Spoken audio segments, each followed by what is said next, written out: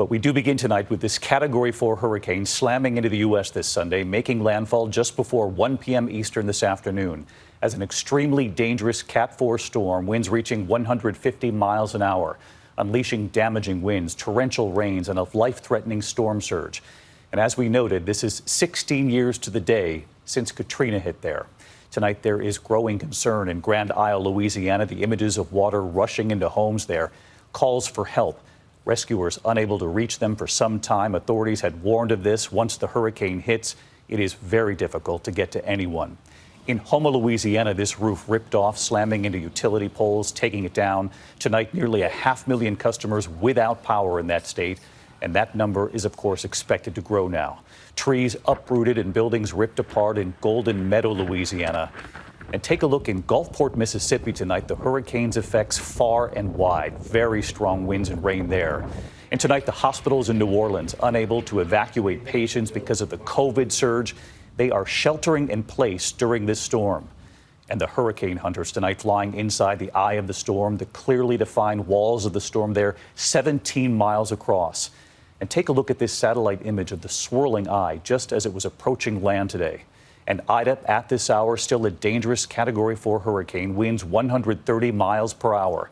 We will have the newest track here. Where does this head next? This will be felt across several states as it now moves north.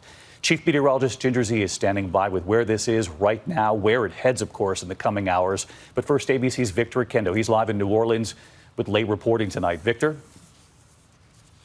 David, we have been feeling these hurricane-force winds for hours now, and Hurricane Ida's strongest punch is still on the way. Watch as the rain just rips right down the street here in downtown New Orleans, and the worst is yet to come.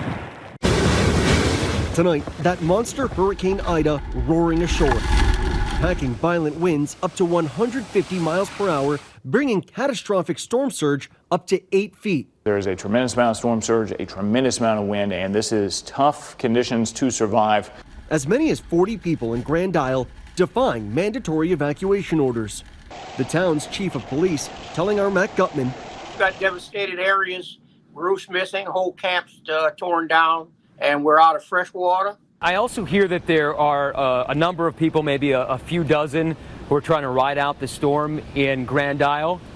Any word about their safety, how they're doing? We've recovered most of the people through the fire department. They had a high water vehicle rescue. I think they did 7 of those. Oh, that roof is coming. Holy! In Houma, winds ripping apart buildings, sending this roof crashing into a power pole, snapping it in half.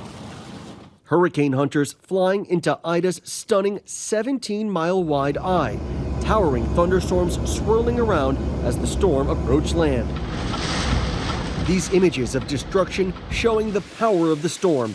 Ida, one of the strongest hurricanes on record to hit Louisiana, the state's 3rd major hurricane in just over a year, making landfall 16 years ago to the day that Hurricane Katrina slammed the state. New Orleans mayor warning residents. This is a very dangerous and a very real situation. This is the time. Heed all warnings. Ensure that you shelter in place, you hunker down. Our Ginger Zee on the ground in the Crescent City. Right behind me, the whipping winds of Hurricane Ida on Canal Street, the site of usually the Mardi Gras parade. You'd have dancers lining these streets, but now lined streets with boarded up buildings and floodgates. Not because they think the levees won't hold, but because of the flash flood threat. Officials tonight keeping a close eye on the pumps. There's a lot of focus on the city's upgraded levees, but there's also a lot of concern about the flood water that could accumulate right here within the protected area. The city's pumps will no doubt be put to the test. In New Orleans East, outside the levee protection system, storm surge inundating streets. President Biden meeting with FEMA officials late today, the agency deploying 2,400 employees to the region. We're going to put the country's full might behind the rescue and recovery, and I mean that. Hospitals already packed with COVID patients now sheltering in place. Emergency staff like Dr. Emily Masumi riding out the storm. The elevator shafts are literally shaking as I'm going from unit to unit. That's all wind. Ida knocking out power to hundreds of thousands of customers, a number officials say will grow. Utility companies warning the outages could last several weeks. And we'll still be rebuilding that. And tonight, as our Matt Gutman was interviewing Louisiana's lieutenant governor, he received a call from Grand Isle shrimper Dean Blanchard, who who had evacuated. Your seafood business is gone? It's pretty much gone. It's another Katrina, but I think it's worse than Katrina, really. And before the storm hit, Louisiana's governor made the point that this is not the same state it was 16 years ago during Katrina. The good news so far here in New Orleans is that the improvements they've made appear to be holding. David? And that is good news. Victor Oquendo leading us off tonight. Victor, thank you. This, of course, is just the beginning of this hurricane. Let's get right to Chief Meteorologist Ginger Zee, also live in New Orleans. So, Ginger, take us through this tonight. What to expect in the hours ahead?